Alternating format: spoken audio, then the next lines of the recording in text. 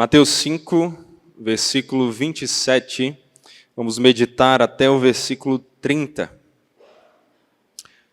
E assim diz a palavra do nosso Deus. Vocês ouviram que foi dito, não cometa adultério. Eu, porém, lhes digo, todo o que olhar para uma mulher com intenção impura, já cometeu adultério com ela no seu coração. Se o seu olho direito leva você a tropeçar, arranque-o e jogue-o fora. Pois é preferível você perder uma parte de seu corpo do que ter o corpo inteiro lançado no inferno. E se a sua mão direita leva você a tropeçar, corte-a e jogue-a fora. Pois é preferível você perder uma parte do seu corpo do que o corpo inteiro ir para o inferno. No texto de hoje, nós vemos o Senhor falar sobre o adultério, o pecado proibido no 7º mandamento. E esse é um pecado que, semelhantemente ao último que nós vimos, o 6º mandamento, o de não matar, é muito mais sério do que nós costumamos achar. Jesus está nos mostrando aqui que o simples desejo pecaminoso já é adulterar. E aqui nós poderíamos falar de diversas histórias sobre isso, mas uma que me marcou essa semana foi a de Dom Doriani, um teólogo e comentarista bíblico, que contou que durante a época do seu seminário, assim como muitos seminaristas, ele não tinha muito dinheiro. A vida de seminarista costuma ser assim, sofrida, sem muito dinheiro, tendo que lutar para conseguir comprar os livros que são passados.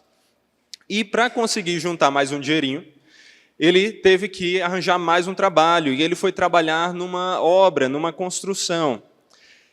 E, pelo menos naquela época, existia um estigma muito grande de que funcionários que trabalhavam em construções acabavam tendo línguas muito afiadas para fazer comentários obscenos sobre mulheres que passavam e coisas semelhantes.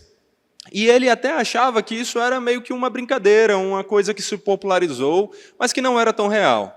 Infelizmente, quando ele começou a trabalhar ali, ele viu que estava bem próximo da verdade.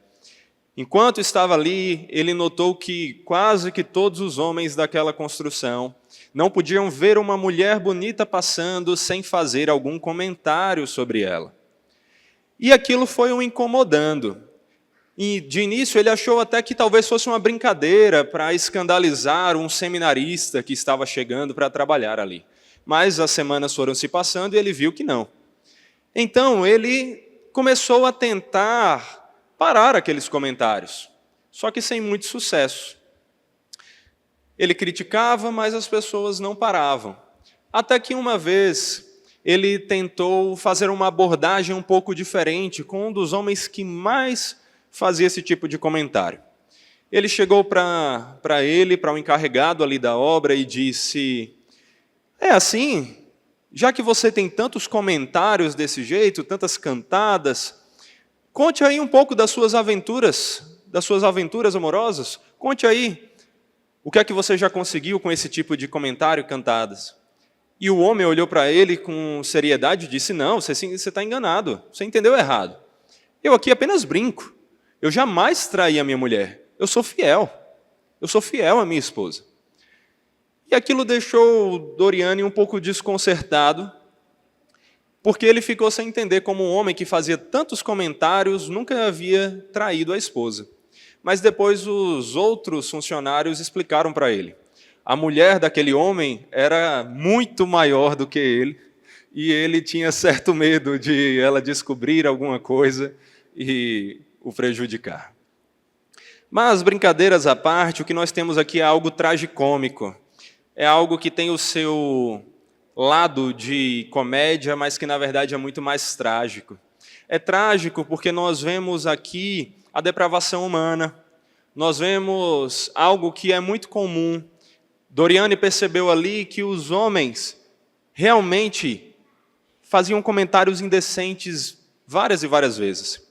E o que era mais assustador é que eles não percebiam que isso em si mesmo já era uma traição. Isso já era uma traição. E é isso que Jesus está nos ensinando aqui.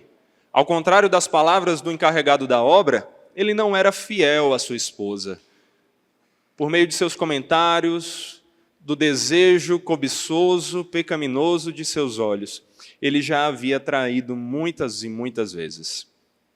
E eu sei que essa estigma é muito mais para os homens. É muito mais comum a gente ver homens fazendo esse tipo de coisa, ou pelo menos falar esse tipo de coisa, ou homens sendo chamados de traidores, adúlteros, do que mulheres.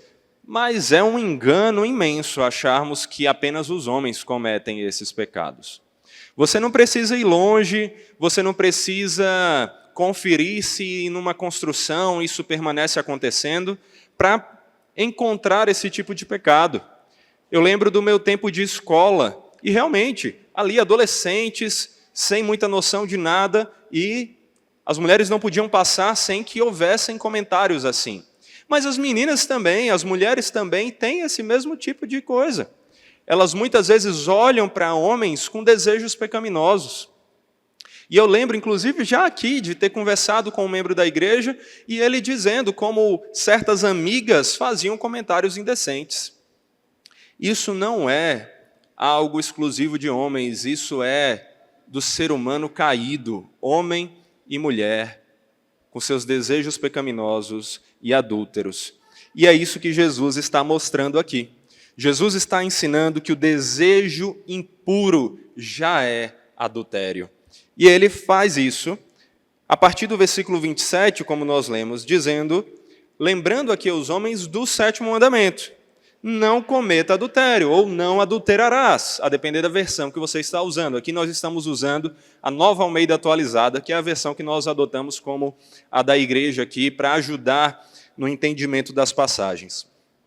Mas aí Jesus diz, olha, vocês ouviram isso, vocês ouviram os mestres da lei, enfatizando o 7º mandamento de não adulterarás. Mas os mestres da lei têm uma justiça que não é tão grande assim. E como nós já estamos destacando nos últimos sermões, é isso que Jesus está mostrando aqui. Jesus, desde o versículo 17, vem mostrando que ele não veio para revogar a lei, nem para afrouxar a lei, ele veio para cumprir a lei em vários sentidos, inclusive no sentido de, como mestre perfeito, explicar o real significado dela.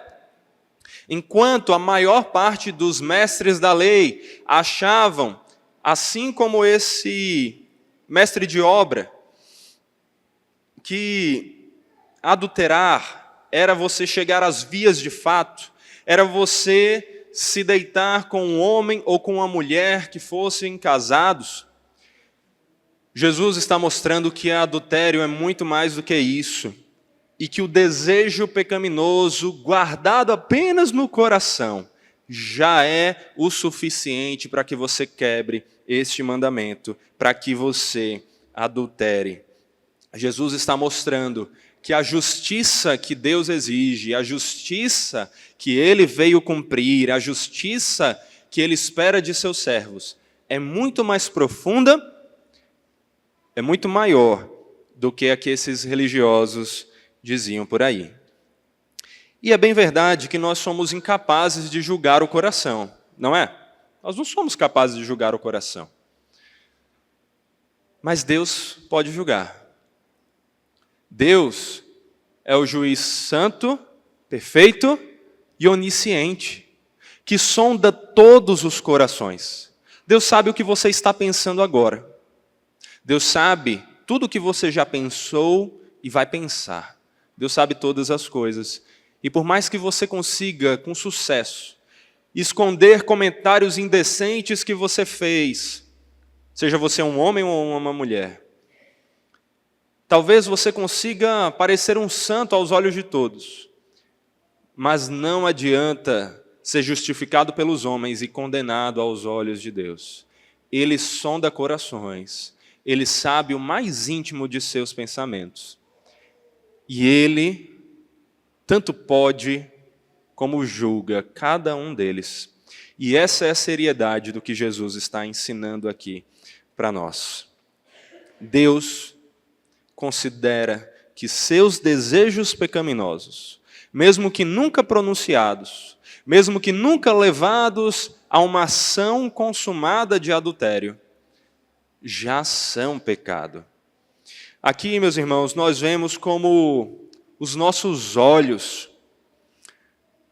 podem já nos levar a tantos problemas, como os nossos olhos já nos levam a cometer pecado. Nós temos aquele provérbio popular, não provérbio bíblico, em contraste com o que nós lemos, que diz, olhar não arranca pedaço, não é? Cuidado, talvez arranque um seu. O nosso olhar pecaminoso já pode nos fazer pecar, já pode ser em si mesmo um pecado. Aquele olhar, seja de um homem, seja de uma mulher. E aqui eu vou fazer algo semelhante ao que Jesus fez, tá certo? Eu vou me referir aos homens como um representante aqui, tanto dos homens como das mulheres. Como aqueles que, verdade seja dita, muitas vezes acabam falhando mais nesse erro. Mas você, mulher, também reflita, porque todas as advertências sendo ditas aqui também valem para você. Também valem para os seus olhos e para o seu coração.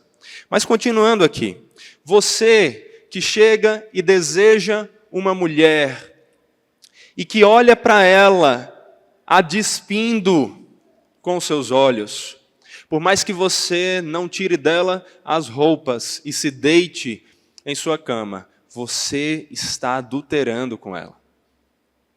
E eu sei o quanto isso é complicado, porque nós vivemos numa época que você nem precisa de muito esforço para tirar as roupas de alguém com os olhos, né? As pessoas já andam sem roupa pela rua. Você não tem muita coisa para você tirar. Isso vale para homens e mulheres.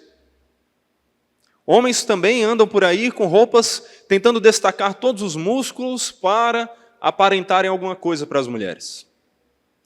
E quando você olha para alguém e detém o seu olhar ali, e você não faz nada com suas mãos, com o seu corpo em si, mas só na sua mente, você está criando, usando esse dom que Deus deu a você, da criatividade, para criar coisas pecaminosas, para se imaginar com aquela pessoa, para imaginar como é que é aquela pessoa sem suas roupas ou algo do tipo. Você está adulterando aos olhos do Senhor. Ah, mas eu não sou casado, alguém pode dizer, e eu quero dar essa advertência de uma vez por todas aqui. Você talvez não seja casado, talvez a própria pessoa com quem você está imaginando essas coisas não seja casada ainda. Mas se ela não é a sua mulher, ou se ele não é o seu homem, o seu esposo, você não deveria ter esse tipo de olhar para essa pessoa. E se essas pessoas, ou se você, estão casados, aqui a gente está falando não só de uma fornicação, não só de um desejo lascivo, pecaminoso, inadequado, mas de um adultério. Você está dizendo que estaria disposto, pelo menos na sua imaginação, a adulterar. E aqui nós temos um grande problema nos dias de hoje. Porque o que os nossos olhos são capazes de ver na atualidade é muito mais do que talvez em todas as épocas. Quando nós olhamos muito tempo atrás, nós lembramos daquelas bonequinhas, eram uns desenhos, eu não lembro agora o nome, mas eram desenhos de mulheres bonitas com pouca roupa, que no final das contas eram bastante roupa hoje em dia, talvez até mais roupas do que as mulheres vão para a academia hoje em dia. Mas eram aquelas bonecas com meia calça e coisa do tipo. Aquilo era a pornografia de antigamente, é ou não é? Se você olhar para filmes de Primeira Guerra Mundial, Segunda Guerra Mundial, você vê coisas assim nos armários dos homens. Mas, hoje em dia, a pornografia avançou demais. O que antes era um desenho, passou para ser, então, fotos, ainda que em posições decentes, de mulheres com pouca roupa ou sem roupa. E depois chegou a coisas incrivelmente obscenas, que você não precisa ter nenhum trabalho incrível para conseguir. Se antes, para alguém conseguir uma revista com alguma foto, era necessário conseguir alguém mais velho, ou alguém que parecesse mais velho, para ir até uma banca e arriscadamente conseguir comprar aquilo. Ou tentar entrar numa locadora para pegar uma fita cassete com algo desse tipo de conteúdo. Hoje em dia, todos conseguem acessar esse material em seus celulares, na palma de suas mãos.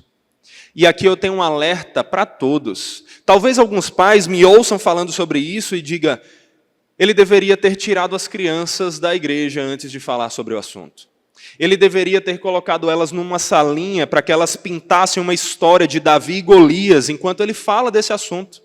Mas deixa eu dizer uma coisa para você. A palavra do Senhor é para os nossos filhos também. Foi o próprio Deus que disse que nós deveríamos inculcá-la em nossos filhos. E se você se engana que seu filho é inocente a respeito desse assunto, cuidado para não perdê-lo inteiramente para ele.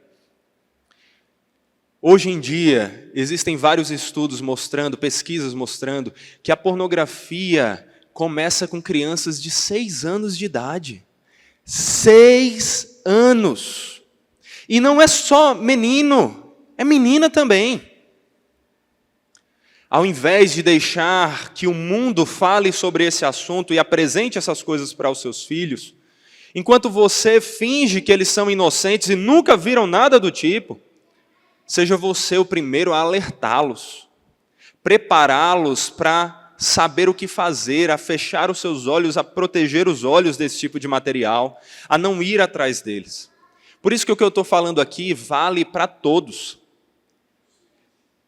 Crianças e adolescentes que estão aqui, estão prestando atenção no que está sendo dito.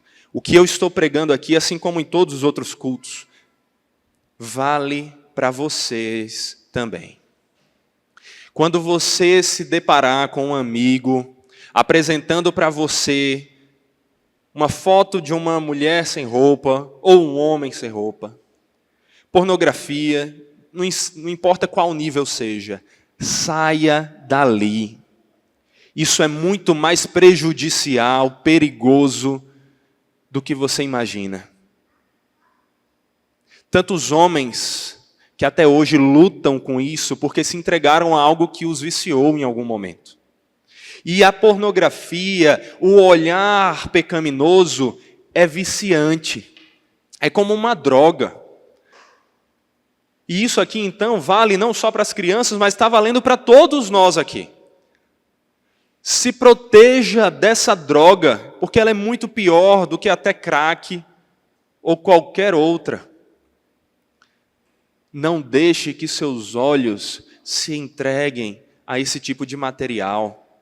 E se você vem lutando com esse tipo de coisa, se você já teve contato com isso e não sabe como parar, peça ajuda. Viciados não conseguem vencer o seu vício sozinho. Eles precisam de ajuda. E a igreja é um local de ajuda.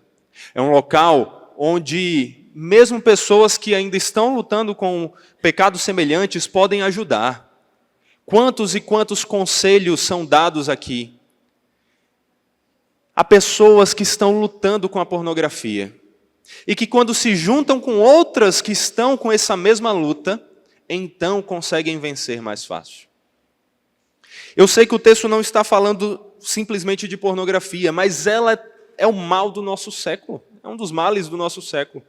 É um dos maiores problemas que nós temos na atualidade. E não é fora da igreja, não. Dentro da igreja. Quantos casos de aconselhamento que nós temos aqui nesse sentido? Quantos casos que existem lá fora? Só que você não deve dizer, então é normal. Não. Nunca normalize o pecado. O que é que nós lemos quando meditamos no texto de confissão? Se você está em Cristo, não entregue mais seus membros ao pecado, para a escravidão do pecado, como quando antes você era escravo do pecado. Você não é mais. Se você verdadeiramente está em Cristo, o pecado não é mais seu senhor. Então lute contra ele.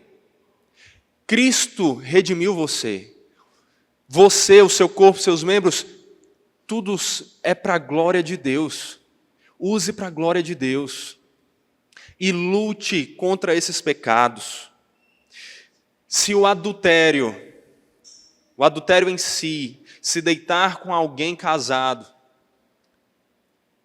que não é seu esposo ou sua esposa, se isso é algo gravíssimo, Jesus vem nos lembrar que o desejo pecaminoso guardado em nosso coração, ou que mesmo nos leva a práticas pecaminosas como a masturbação, eles são gravíssimos também. Eles são algo que desagrada ao Senhor, algo que o Senhor tem nojo. Não desagrade ao Senhor. Não sirva ao Senhor com os membros do seu corpo, com o seu corpo, para o pecado. Se santifique, se purifique, porque se você está em Cristo, o que foi que nós vimos? Que Ele morreu não só para nos justificar, mas para nos santificar, nos purificar e nos capacitar a viver em toda boa obra. O pecado da pornografia não é só dos homens. Pode haver mulheres aqui lutando com eles, crianças aqui lutando com ele. Esse é um pecado que deve levar todos nós à reflexão, a conversas em família, por mais constrangedoras que sejam, a confissões. Homens, se vocês estão caindo nesse pecado, vocês não estão pecando só contra o Senhor, estão pecando contra suas esposas. Confessem a elas, peçam perdão e lutem contra esse pecado. Mulheres, se vocês estão caindo nesse pecado, seja da pornografia explicitamente, seja do olhar cobiçoso no trabalho, na faculdade, na escola, em qualquer canto, confessem os seus pecados, sejam aos seus pais se vocês não forem casadas, sejam aos seus maridos se vocês forem. Confessem e se arrependam, porque o que Jesus está nos dizendo aqui é que isso é algo gravíssimo. É tanto que ele diz, olha, se algo em você está levando a você a pecar, abandone esse algo, porque senão você será lançado junto com ele no inferno. O que Jesus está dizendo aqui é que o olhar pecaminoso, seja simplesmente de olhar alguém passando na rua, na academia, no trabalho, onde for, na escola, na faculdade, e ter um desejo pecaminoso por ele, por essa pessoa. Seja o de ir à pornografia, e principalmente o de consumar um ato adúltero, todos eles são dignos do inferno. E a gente não tem que pregar isso aqui com aquela coisa do tipo, olha o inferno! Até poderia, porque Cristo, Ele está anunciando nesse sentido de percebam o temor que vocês devem ter desse lugar. Mas ainda assim, a gente fala aqui com dó, a gente fala aqui com tristeza. Não se lancem nesse local. Vejam a seriedade desse pecado e abandonem. Sejam como Jó, que disse, eu fiz uma aliança com os meus olhos de não olhar para a virgem. Ou você, mulher, de não olhar para nenhum homem com desejo pecaminoso. Você, homem, de não olhar para nenhuma mulher com desejo pecaminoso. Lá no seminário, quando eu fiz o seminário JMC, a senha da internet era muito apropriada. Era o Salmo 101, versículo 3. Sabe o que é que diz esse versículo? Não porei coisa torpe diante dos meus olhos. Não colocarei diante dos meus olhos algo sujo, injusto. Bem apropriado para uma senha daquilo que é um dos instrumentos mais usados para colocar sujeiras diante dos nossos olhos. Que você lembre desse versículo. Que você não coloque sujeiras diante dos seus olhos. Não se entregue a olhares pecaminosos, seja da pornografia em si, seja de olhares na rua. Se você está lutando contra a pornografia, está lutando contra a masturbação e esses tipos de pecados, procure alguém que possa lhe ajudar. Aqui você vai encontrar outros homens da igreja que estão lutando e vão querer ajudar. Vão encontrar outros homens da igreja que já venceram essa luta e vão poder ajudar. Se você quiser conversar comigo, eu vou ter prazer em lhe ajudar nisso. Se você quiser conversar com outros homens aqui dessa igreja, é uma luta importante que nós precisamos ter. Mulheres que estão lutando com isso, busquem outras mulheres para ajudar, para vencer isso, para não cair nesse pecado. Levem a sério. Mas, acima de tudo, lembrem o seguinte: como é que você vence a pornografia? Aqui não vai ser uma aula sobre isso, uma palestra sobre isso, e essa vai ser minha palavra final sobre o assunto pornografia em si. Mas, por causa da relevância, eu quero destacar. Como é que você vence a pornografia? Você tem várias práticas que se somam, tá? Você pode cortar aquilo que lhe leva ao pecado. É isso que Jesus vai dizer. Você pode cortar o celular, se ele leva ao pecado, mídias sociais. Você pode cortar... se você ainda não consegue ir para a academia sem desejos pecaminosos, é melhor você ficar sem ir para a academia do que ser tentado lá. Você pode trocar a senha na internet, usar várias coisas. Mas tudo isso é paliativo. Tudo isso é só uma coisinha fraquinha se você não vencer da maneira correta. Sabe como você vence o desejo pecaminoso, a pornografia e qualquer outro pecado? É amando mais a Deus do que amando ao pecado. E como é que você cresce no amor a Deus? É conhecendo cada dia mais dele. Porque Deus é perfeito, e quanto mais você conhece a perfeição dele, mais você o ama. E mais então você tem forças para dizer não ao pecado, porque você olha, como é que eu vou trocar essa beleza do Senhor por essa sujeira aqui? Então ame mais ao Senhor. E sabe como você ama mais ao Senhor? Sabe como você conhece mais ao Senhor? Você conhece mais ao Senhor por meio da palavra. Você conhece mais ao Senhor no relacionamento com Ele por meio da oração.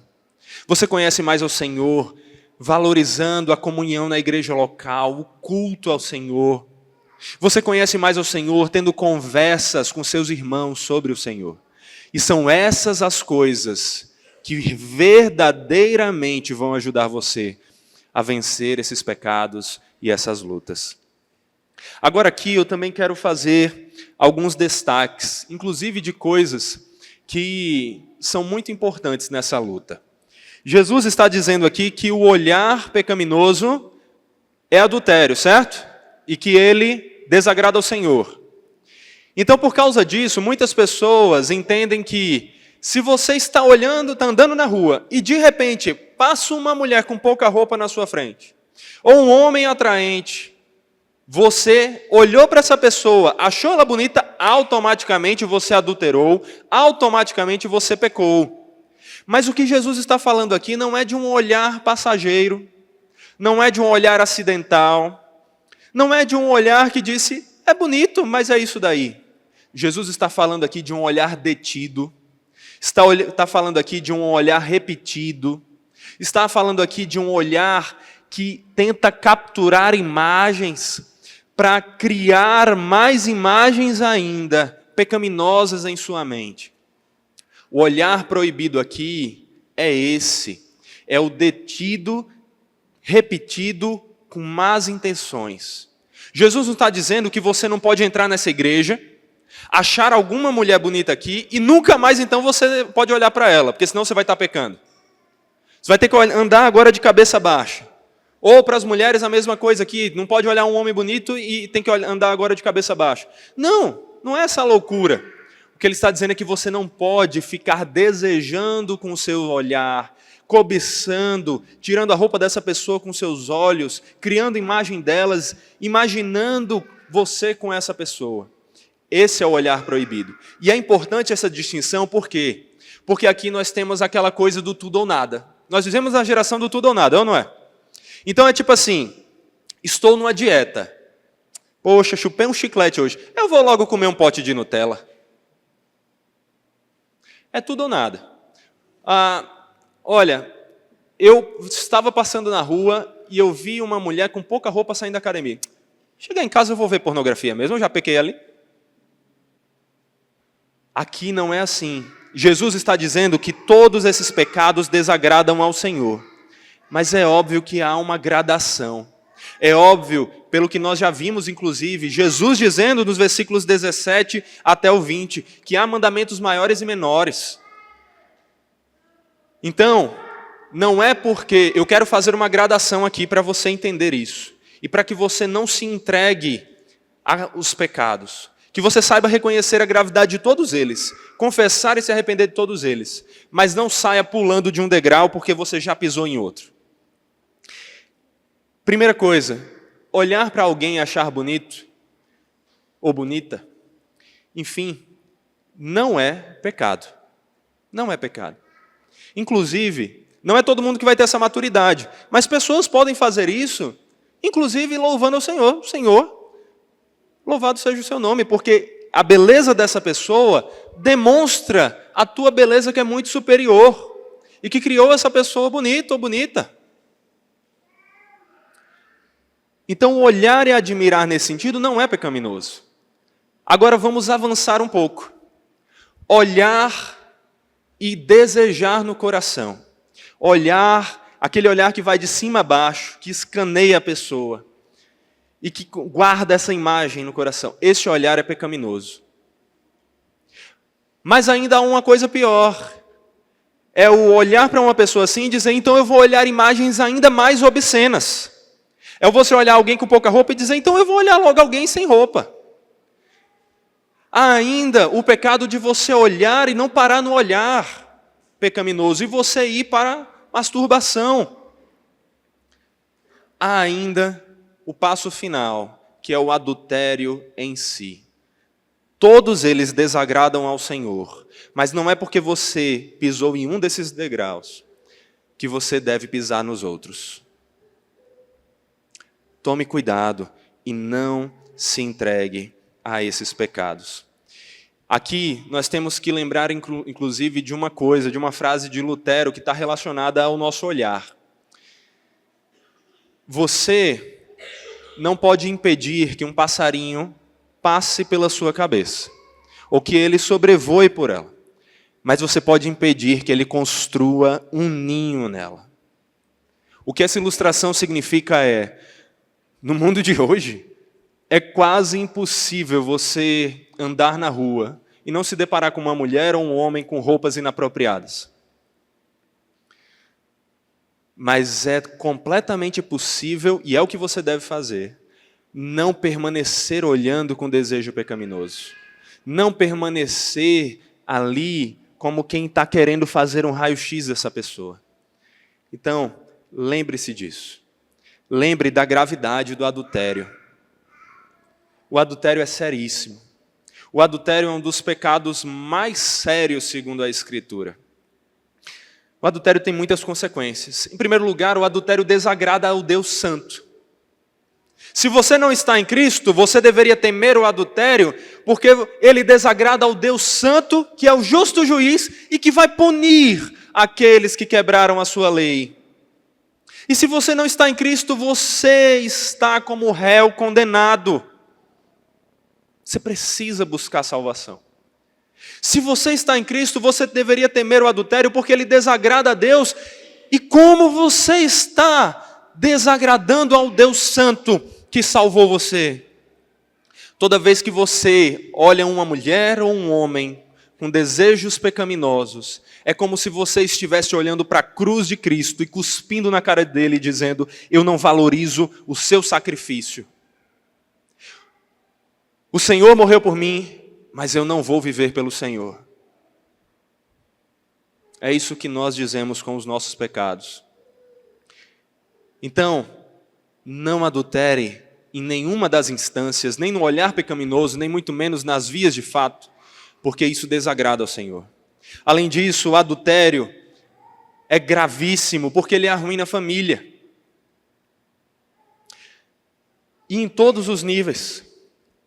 Nós sabemos com toda certeza de casos em casos de divórcio por causa de adultério, de tristeza, de angústia, de divisão na família por causa de adultério. Mas a pornografia não fica muito atrás. Quantas vezes a pornografia cria barreiras entre o homem e sua esposa, entre a mulher e o seu marido. Faz com que o homem olhe para a mulher, para sua esposa, de uma maneira inadequada, tentando encaixar nela uma visão de uma profissional de algo deturpado e errado. Ou mesmo o contrário, a mulher olhando assim para o homem. Quantas vezes a pornografia quebra a confiança da esposa no marido ou do marido na esposa. Quantas vezes o olhar pecaminoso não faz isso. Ela prejudica a nossa família. Tanto porque ela prejudica o cônjuge, como também porque ela dá mau exemplo.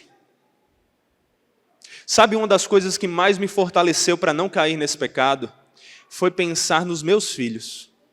Foi pensar que exemplo eu quero dar para os meus filhos. Já imaginou um dia meus filhos chegarem para mim e dizerem: pai, estou lutando com esse pecado, e eu dizer: pois é, meu filho, eu também. Eu não queria isso para mim.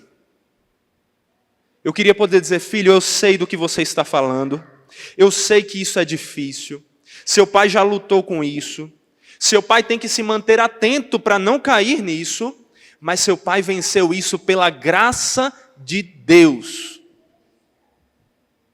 Que exemplo você dá para os seus filhos quando você é visto por aí caindo em pornografia ou olhando de forma indevida? Quantas vezes eu vi familiares meus olhando para mim numa conversa e de repente o olhar passando assim, porque estavam seguindo uma mulher ou um homem com desejos pecaminosos. E quantas vezes isso foi um mau exemplo para mim? Quantas vezes o seu olhar é um mau exemplo para a sua família? Por isso, o adultério é terrível. E lembre-se, o adultério é terrível porque ele traz uma condenação terrível. Terrível. Nós não devemos nos alegrar falando dessa condenação, mas ela é real.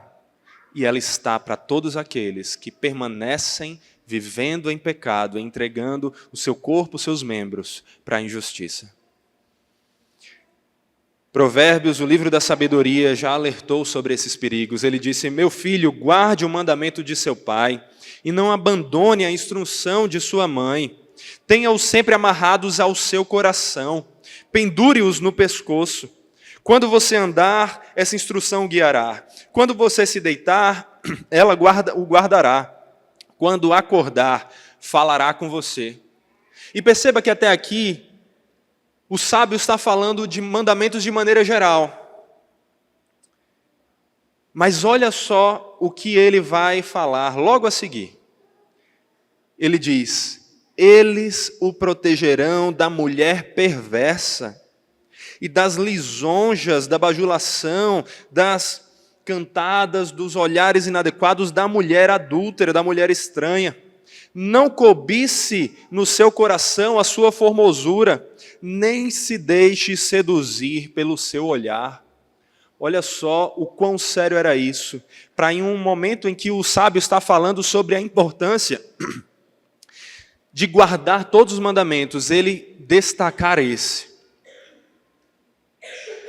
E aí ele diz: quem comete adultério não tem juízo, só mesmo quem quer arruinar-se é que pratica tal coisa.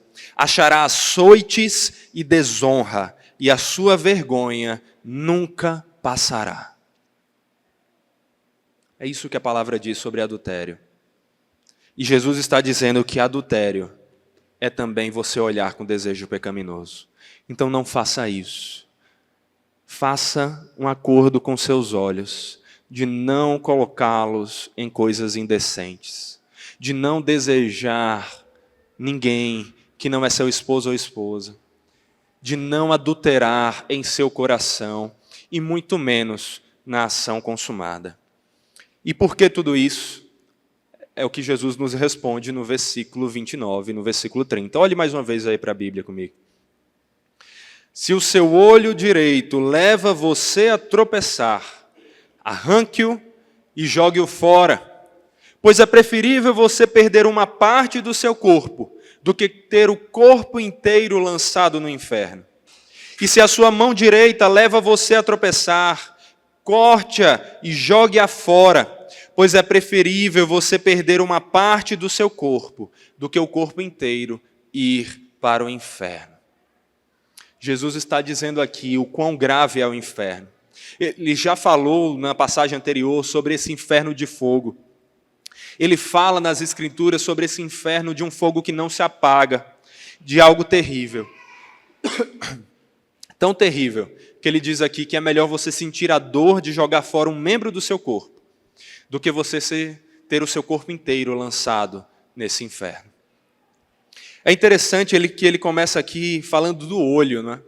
Ele diz, olha, se o seu olho faz você tropeçar, mas não é justamente o olho, o membro do corpo, responsável por nos ajudar a não tropeçar? Não é? Não é com o corpo, não é com o olho que você percebe os obstáculos e se desvia deles para não tropeçar? E eis aqui, Jesus está falando do quão terrível é quando esse membro do seu corpo, que deveria ser responsável por guiá-lo para andar corretamente, é justamente aquilo que atrai você para os tropeços, para a queda, para a destruição. E aí Jesus diz, olha, se seu olho faz você pecar, é melhor você jogar fora. Se sua mão faz você pecar, jogue-a fora. Jogue-a fora. Quão terrível será abrir mão de um membro do corpo, cortar fora um membro do corpo. Um filme que me marcou muito sobre isso foi o filme 127 Horas. Alguém aqui já ouviu esse filme? Já assistiu esse filme? O filme 127 Horas é sobre um homem, Aaron Halston, que gostava de fazer esportes radicais, fazer trilhas no deserto e escaladas. E quando você assiste esse filme, você vai ver ali um documentário, um filme, na verdade, baseado em vida real, sobre esse homem que, fazendo uma escalada, como tantas vezes ele já havia feito, ele acaba caindo em um buraco e ficando com o braço preso numa rocha. E por causa disso, ele vai passar ali 127 horas, mais de 5 dias, tentando se resgatar, até que ele vê que não tem saída, e então ele começa, dentro desse tempo já, a cortar o seu braço fora. E como ele tinha apenas uma faca pequena, ele vai fazendo isso, não é numa machadada e acabou. É aos poucos. Mas por que ele faz isso? Porque ele sabe que mesmo que seja terrível a dor que ele está sentindo ali, não se compara a perder a sua vida inteira. É melhor ele cortar fora um membro do seu corpo do que o corpo inteiro desfalecer ali. Se você vê filmes sobre guerras, quantas vezes você vê os médicos cortando membros do corpo de alguém para que aquilo que se infectou não passe para o resto do corpo e assim a pessoa morra ou perca ainda uma parte maior do corpo. Quão terrível deve ser a dor de jogar fora um membro, de cortar fora um membro. Jesus está dizendo que essa dor, a dor que aquele homem sentiu cortando lentamente o seu braço, a dor que esses homens sentiram na guerra e de cortar fora um membro do corpo, não se compara a ter o seu corpo inteiro lançado no inferno. Não se compara. O que é que você preferiria? O que você prefere? Obviamente, Jesus não está falando aqui de forma literal. Ele não está dizendo aqui que, olha, se seu olho leva você a pecar, se seu olho faz você olhar de forma pecaminosa para mulheres na rua, então corte ele e jogue fora. Ele não está dizendo de forma literal, se sua mão leva você a pecar, jogue ela fora. Porque não é o olho, nem é a mão que nos leva ao pecado, é o coração. É o mais íntimo que tem em nós. São os nossos desejos do íntimo do nosso ser. Homens levaram ao pé da letra esse versículo e cortaram fora membros do seu corpo. Cortaram fora até mesmo órgãos sexuais. Isso não os impediu de cair em pecado. Isso não os impediu, porque o que nós temos que jogar fora não é uma parte literal do nosso corpo. É a impureza que está no nosso coração. É isso que vai nos santificar. Não é você se mudar para um monastério para viver ali sozinho. Ali também há pecado. Não é viver sozinho no deserto. Ali você também vai pecar. É jogar fora a impureza do seu coração. É isso que Jesus está ensinando. O que é que leva você a pecar? Jogue fora. Jogue fora. Acima de tudo, jogue fora a impureza. E como é que você joga fora a impureza? Se você pensar em você como um vaso, um copo, um pote, pense no que você quiser aí, que está cheio de lama, de podridão, de sujeira. Como é que você limpa isso? Você joga essa lama, essa podridão para fora? É isso? Depois de estar limpo? Não, né? Como é que você purifica? Você enche do que é limpo. Você enche de água pura e cristalina. Então, essa água joga para fora a sujeira. Como é que você joga fora essa sujeira que leva você ao pecado? É se enchendo da santidade de Deus. É se enchendo do Senhor. É se enchendo da palavra que santifica e que transforma e que é útil para tornar o homem agradável ao Senhor.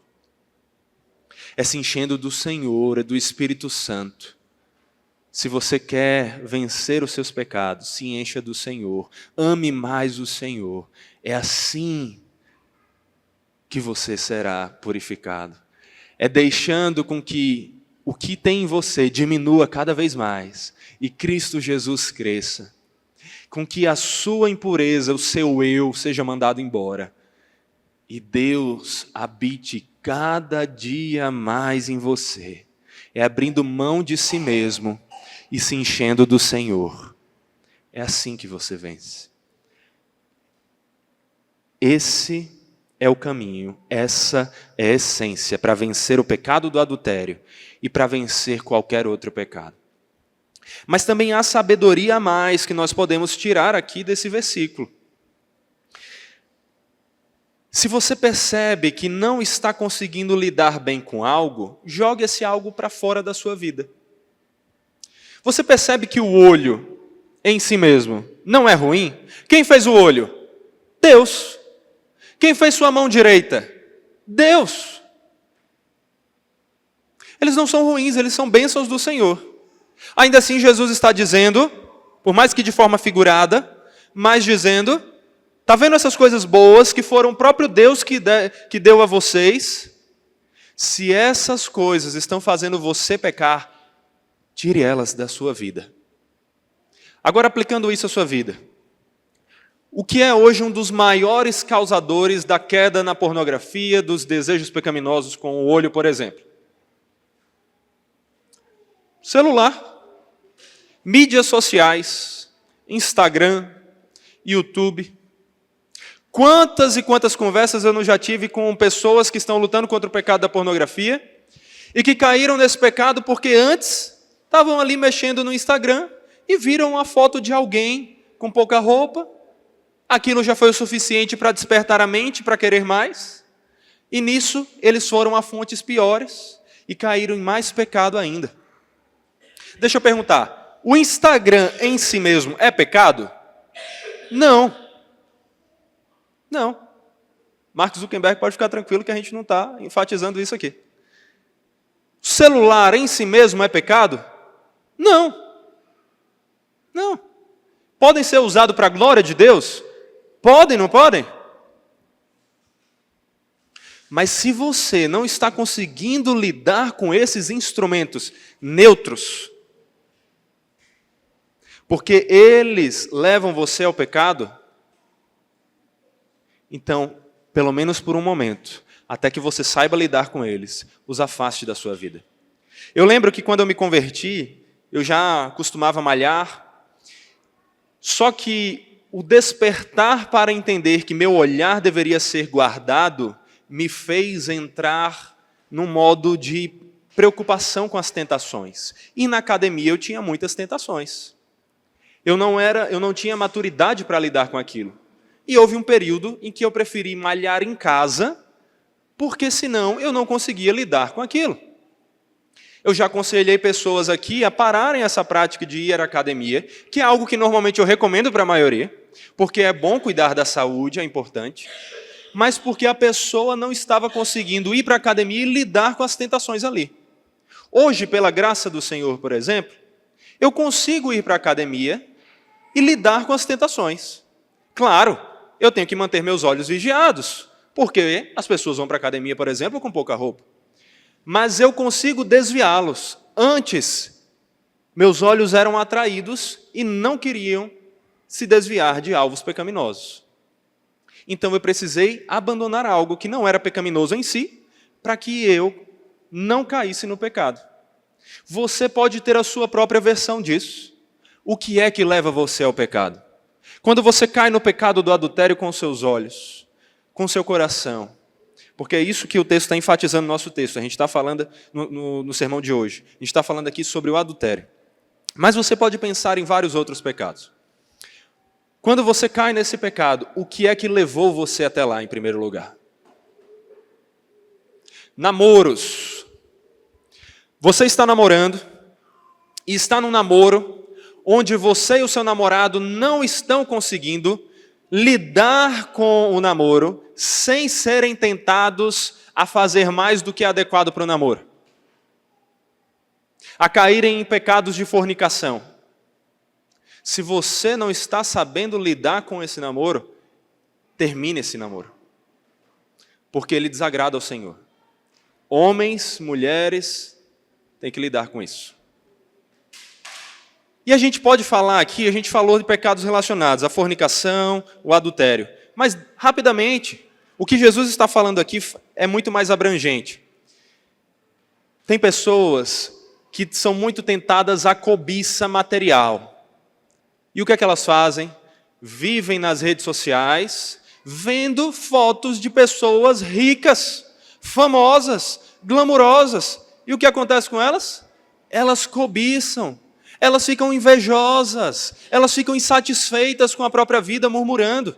Jesus está dizendo, se você não consegue lidar com isso, não importa que isso seja algo bom ou algo neutro, jogue fora da sua vida, para que você não caia em pecado.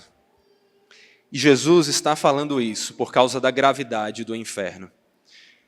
Perceba, aqui Jesus vai usar a mesma palavra sobre você lançar fora o membro do seu corpo que lhe faz tropeçar, para que você não seja lançado no inferno. A NVI ajuda a gente a ver isso no versículo 29. Na NVI está escrito, se o seu olho direito o fizer pecar, arranque-o e lance-o fora. É melhor perder uma parte do seu corpo do que ter todo ele lançado no inferno. Jesus está fazendo um contraste aqui. Ao invés de você ser lançado no inferno, lance fora aquilo que leva você ao pecado. Porque Jesus sabe da gravidade que é essa condenação, quão terrível ela é. Em Marcos 9, versículos 43 a 48, nós temos um paralelo dessa passagem. E nós vemos Jesus falando sobre o inferno novamente, com uma linguagem ainda mais viva. Ele diz assim, se a sua mão leva você a tropeçar, corte-a, pois é melhor você entrar aleijado na vida, do que tendo as duas mãos ir para o inferno, para o fogo que nunca se apaga, onde não lhes morre o verme, nem o fogo se apaga. E se o seu pé leva você a tropeçar, corte-o, pois é melhor você entrar na vida aleijado, do que tendo os dois pés ser lançado no inferno, onde não lhes morre o verme, nem o fogo se apaga. E se um dos seus olhos leva você a tropeçar, arranque-o, pois é melhor você entrar no reino de Deus com um olho só, do que tendo os dois ser lançado no inferno, onde não lhes morre o verme, nem o fogo se apaga. Meus irmãos, O inferno é real. Ele não é um conto. Ele não é algo que os homens inventaram. Jesus falou sobre o inferno. E ele falou com uma linguagem extremamente vívida de um sofrimento terrível e inigualável. Cortar um membro do seu corpo lentamente não se compara à dor de você ser lançado no inferno, onde o fogo não se apaga, onde a condenação é eterna. O sofrimento é eterno, onde há dor e ranger de dentes eternos. Não leve o inferno como brincadeira. O próprio Jesus, várias vezes, nos aconselhou a fazer algo para que nós não fôssemos para o inferno. Então não me venha com essa coisa, a gente tem que ensinar as pessoas a fazer as coisas, mas não por causa de medo do inferno. Jesus está querendo que você tenha medo do inferno. Jesus está colocando para você o quão sério é o inferno. Mas não para que você permaneça com medo. Para que você encontre um porto seguro nele, onde não há mais medo, onde não há mais condenação. O medo é para a sobrevivência. Não é? Seria bom a gente não ter medo de nada? Não. Se a gente não tivesse medo de nada, a gente já teria se matado fazendo alguma coisa. O medo é para a nossa sobrevivência, ele nos ajuda a permanecer seguros. Jesus está mostrando aqui um medo para a nossa sobrevivência. Ele está falando para nós de quão terrível é a condenação que virá sobre todos aqueles que viverem entregues ao pecado, sem um Salvador. Mas sabe o que é melhor de tudo? Sim, você deveria sair de onde você está por causa do medo da condenação do inferno. Mas mais do que isso, não é sem isso. Esse medo também existe. Jesus está enfatizando isso. Mas ainda mais por medo do inferno, mais do que por medo do inferno, você deveria obedecer ao seu Senhor, porque você se aproxima dele e da vida nele. O que é que Jesus diz? É melhor você entrar na vida. É melhor você entrar no reino de Deus. Não há nada melhor do que isso. Quando você vive entregue aos seus próprios desejos, você está longe da vida e de todos os prazeres perfeitos que tem nela. E entregue à condenação, terrível condenação do inferno. Mas quando você, santificado pelo Senhor, capacitado pelo Senhor, amando ao Senhor porque Ele o amou primeiro, busca viver na vontade dEle, porque Ele mesmo capacita, você está aqui, na vida, desfrutando dos prazeres da vida eterna do Senhor.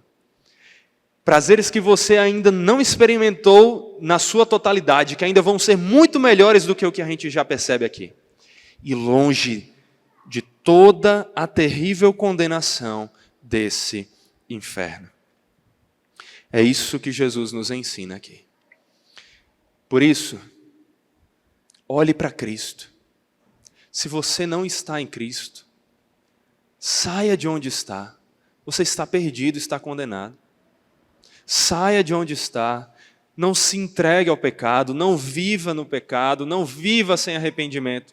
Se arrependa, busque a Jesus, porque é Ele que é o Deus misericordioso, Ele que é o Deus gracioso, e nele você está protegido, seguro, guardado dessa condenação, guardado nos braços do bom pastor, para desfrutar de alegrias eternas, que nós já começamos a desfrutar se estamos em Cristo, nessa vida. Se você não está em Cristo, se arrependa. Ore ao Senhor hoje. Diga, Senhor, tem misericórdia de mim. Eu preciso do Senhor, me perdoe os meus pecados e me guarde no Senhor. Me ensine os teus caminhos. Cristo é o teu caminho, que seja nele que eu ande, que seja ele que eu trilhe. Se você está em Cristo, continue olhando para Cristo. Porque Cristo é o único que foi perfeitamente santo. O único que nunca teve um olhar pecaminoso, um olhar cobiçoso, desejoso de forma errada. Cristo foi o único que cumpriu todos os mandamentos, inclusive o 7º mandamento, de maneira perfeita. Então olhe para o exemplo perfeito dele. Siga os passos dele. Mas não somente isso, olhe para Cristo, porque é nele que você encontrará a capacitação, a santificação, para andar de acordo com a vontade dele mesmo. É Cristo quem nos capacita. Então, o que nós temos para falar hoje tem a ver com o olhar. O que esse texto nos diz é: não olhe para o pecado. Não se entregue ao pecado. Não olhe de forma pecaminosa para as pessoas, para mulheres, para homens, para coisas no mundo. Tire os seus olhos do pecado e olhe para a santidade de Deus, olhe para Cristo. Ali você vai encontrar a salvação. Lembre da gradação dos pecados. Não é porque você caiu em um que você deve cair em todos. Pare agora de subir, ou no caso de descer essa escada rumo à condenação, ao precipício, ao inferno. Se você deu o primeiro passo, pare, se arrependa, se converta, dê meia volta e volte para Cristo. Volte para Cristo. É nele que nós temos a vida eterna. E eu quero terminar aqui com uma citação do livro O Significado do Casamento, do Timothy Keller, onde ele nos chama a atenção para um livro de literatura, um romance, um livro clássico, de uma personagem, o nome do livro é Jane Eyre, que é uma personagem desse livro, e que tem uma história, tem um exemplo muito importante para a gente. Timothy Keller diz assim: no romance clássico de Jane Eyre, Jane se apaixona pelo Sr. Rochester, mas descobre que ele é casado e que sua esposa, que sofre de uma doença mental, mora num quarto no último andar da mansão dele. Todavia, ele insiste para que Jane viva com ele como sua amante. Essa proposta desencadeia uma tempestade interior, um enorme conflito no coração de Jane. Jane identifica as diferentes áreas ou faculdades em sua alma: a consciência, a razão e os sentimentos. E todos se levantam e argumentam a favor de atender ao pedido do Sr. Rochester. Ele está solitário e triste. Ela pode consolá-lo. Ele é rico e tem grande afeição por ela. Depois de uma vida tão difícil, ela certamente o merece. Mas ela resiste àquilo que todas essas faculdades dizem. Ela diz: manterei a lei dada por Deus, sancionada pelo homem. Eu me apegarei aos princípios que recebi quando estava sã, e não louca como estou agora. As leis e princípios não são para épocas em que não há tentação. São para momentos como este, quando corpo e alma se levantam em motim contra o rigor deles. São severos, invioláveis serão. Se por minha conveniência pessoal eu os quebrasse, qual seria o poder deles? Eles têm um valor. Sempre acreditei nisso. E se não posso acreditar agora, é porque estou insana, com fogo correndo nas veias e o coração batendo mais rápido do que a minha habilidade de contar as suas batidas. Opiniões preconcebidas, decisões superadas, são tudo o que tenho para me amparar nesta hora. Aí planto o meu pé. Timothy Keller continua, ele diz: ela não procura forças em seu coração, pois não há outra coisa dentro dele senão conflito. Ela ignora o que seu coração diz e olha para aquilo que Deus diz. Naquele exato momento, as leis morais de Deus não fazem sentido algum para sua mente e coração. Não parecem razoáveis nem justas. Mas como diz, se pudesse quebrá-las quando parecem inconvenientes, que valor teriam? Se você obedece à palavra de Deus apenas quando ela lhe parece razoável e vantajosa, na verdade, isso não é obediência. que Timothy Keller chama a nossa atenção aqui através da história desse livro é que nós somos chamados a obedecer ao Senhor em todos os momentos, até quando todas as tentações estão nos cercando e a nossa mente, as nossas emoções, o nosso corpo, todo ele quer o pecado. Seja no momento de paz e tranquilidade, em que nenhuma tentação vem sobre nós, ou no momento em que estamos cercados por ela, somos chamados a obedecer ao Senhor. Se só obedecemos ao Senhor quando não somos tentados, isso não é obediência, isso é conveniência. É simplesmente fazer o que eu quero e dizer, olha, e Deus também quer, que bom. Obedecer ao Senhor é mesmo quando tudo em nós parece dizer o contrário da vontade dEle, mas nós ainda sabemos que a vontade dEle que é boa, perfeita e agradável, e nós a obedecemos. Por isso, quando seus olhos, suas mãos, seu corpo, sua mente, suas emoções, seu coração forem todos a favor do pecado, inclinados à tentação e contra o Senhor, clame a esse Senhor. Olhe para o Senhor Jesus que foi tentado em todas as coisas à nossa semelhança, mas sem pecado. Olhe para o sumo sacerdote que se compadece de nós, porque sabe de nossas fraquezas. Encontre nele a força. Caminhe com ele. Agrade a ele. Obedeça a ele. É isso que ele mesmo está ensinando aqui nesse texto. Oremos. Santo Deus, as tentações são muitas. Nossos olhos, as nossas mãos, nosso coração. Tantas vezes as tentações nos cercam e nós nos vemos inclinados ao pecado. Nos guarde em suas mãos, nos braços de Jesus. Não nos deixe pecar contra ti.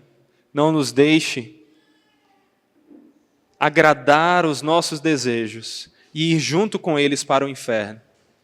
Mas que nós abramos mão dos nossos desejos. Digamos não ao pecado. Sim à tua vontade. E andemos de acordo com ela. Com o Senhor, em alegria e satisfação. Que o Senhor nos dê o domínio próprio, que é fruto do teu Espírito para isso. As forças para que teu nome seja glorificado em nossa vida. E andemos em santidade. O Senhor é santo e merece um povo santo. Então nos guarde pelo teu Espírito Santo em tua santidade. É o que nós te pedimos e agradecemos. Em nome de Jesus. Amém.